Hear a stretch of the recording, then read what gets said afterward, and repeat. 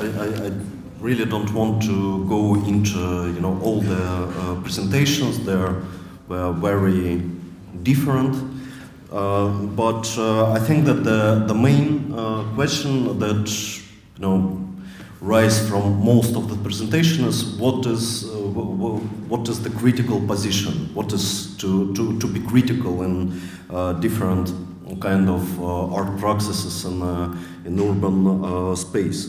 And I think that this critique is not something that just come from underlining the conflicts, the existing social problems, but the critical position is to try to create the political space itself. So I think that is something that is very clear, for example, from Janne's project and from many others. If we realize politics is not just some big questions, some big issues which situated somewhere behind the local situations or local communities, but if we define the politics as the interaction, is the moment when people start to organize their life or discuss how to organize their life, and that is something that could be somehow initiated or pushed by the artists. So I think that is a kind of the political role that artists can play in this situation. And another topic that I think was rather important in a number of presentations is the topic of memory, because I can say that for me is the memory, it's not something stable. Memory is not something that exists outside the community, but the memory could be only social, only connective, and only dynamic. So what we remember, or what we as the group, as the citizens, what we remember is something that come from our everyday practice.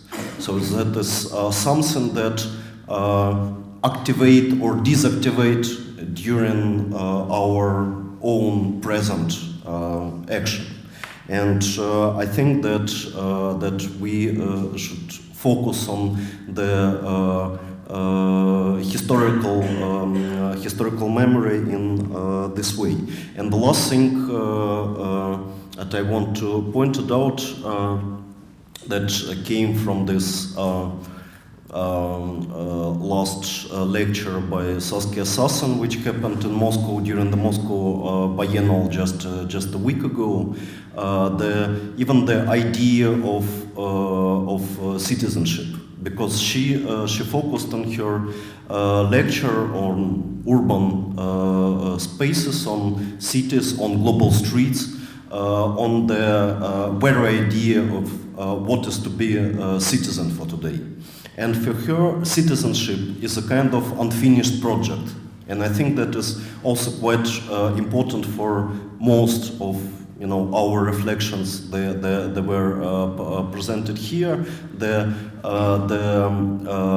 idea is that citizen is not just a status, but as something that we are doing in the process. And I think that most of this project that were presented here, they're very much about this citizenship, understanding from below, understanding from the kind of activist way.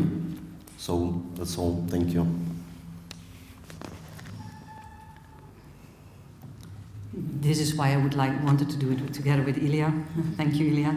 So I looked at some similar issues, I think, but maybe approach them from some of the, let's say, different topics I sort of like picked up. I think that as a sort of like thread through some of the presentations was the importance of the house, or maybe more strongly the home, or the house placed into a neighborhood, this relationship between the private and the public, the house or the neighborhood as a place of belonging, or of a place where one can no longer belong to.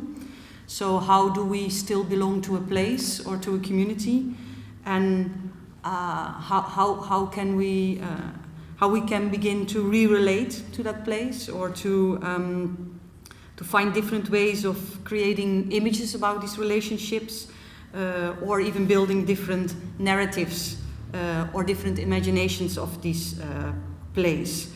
And I think with that, these different narratives or different imaginations of the place is this idea of a hot history that allows us to participate. So an unfinished project, not only citizenship, but also the making of narratives, of memories, that is an unfinished project that we can still participate in. I think that was a very important thing.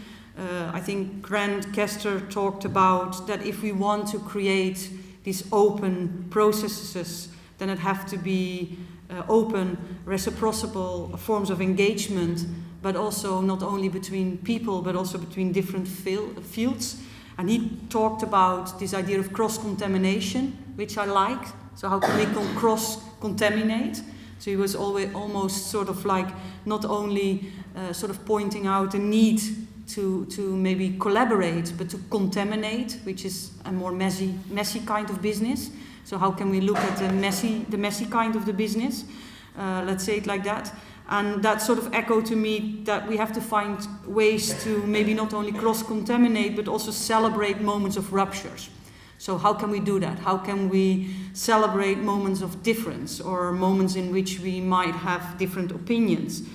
And how do we do that? So how can we celebrate rupture, keeping narratives open, more inclusive? I think what was mentioned by Raketa is that maybe needs a new positioning also. It needs trust. But how do we build trust? And if we are building forms of trust or relationships, or even find ways to cross-contaminate or to allow contamination to happen, because I think it's not always easy to allow yourself to be contaminated, then how can we celebrate that? But also how can we sustain moments of rupture?